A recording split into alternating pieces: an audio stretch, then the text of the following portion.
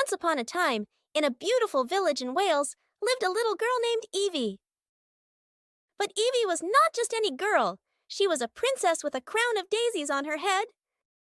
Every day, she danced with the wind and sang sweet songs that made the birds stop to listen.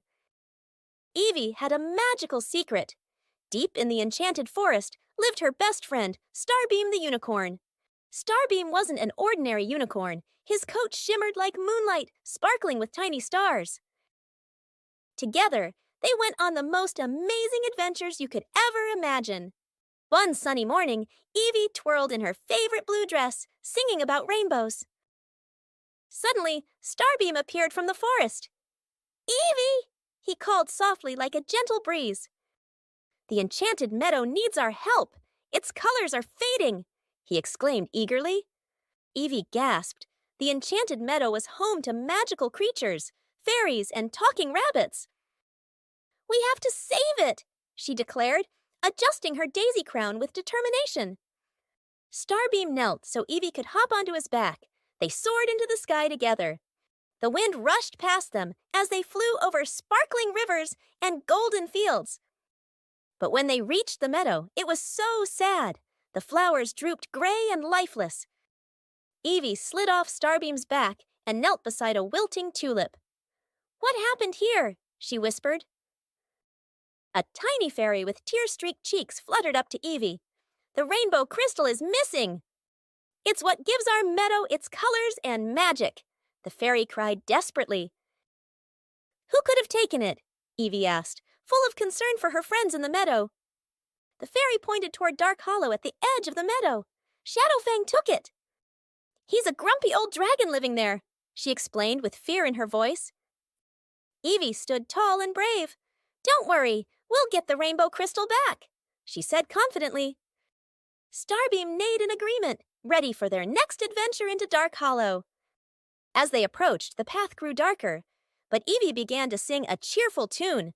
"Colors bright and hearts so true, we'll bring back magic for me and you." When they reached Shadowfang's cave, Evie called out boldly, "Shadowfang, we need to talk!" "Who dares disturb my nap?" rumbled the dragon as he emerged from his lair. "It's me, Princess Evie," she said confidently. "The meadow needs the rainbow crystal." "I didn't mean to hurt anyone," Shadowfang huffed, his eyes glimmering with curiosity. "I just wanted some color in my cave. It's so gloomy here," he admitted gruffly. Evie thought hard for a moment, then her face lit up with a kind idea. "Shadowfang," she said kindly, "if you return the crystal, I'll sing you a song every week."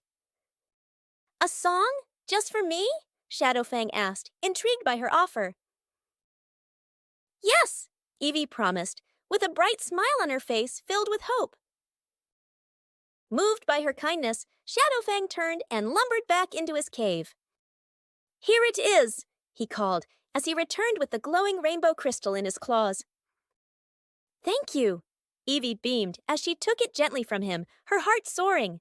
With Starbeam's help, they placed the crystal back where it belonged at the meadow's heart.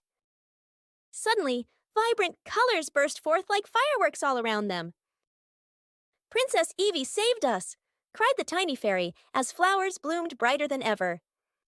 "Look at the butterflies dancing joyfully in the air!" Everyone cheered together.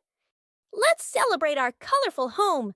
Evie exclaimed as she twirled delightfully around. From that day on, Shadowfang became our friend. She smiled widely at him. And every week I sang songs that filled his cave with happiness and cheer. Princess Evie and Starbeam continued their adventures, filling hearts with kindness everywhere. "So remember," Evie said with a wink, "kindness has magic too."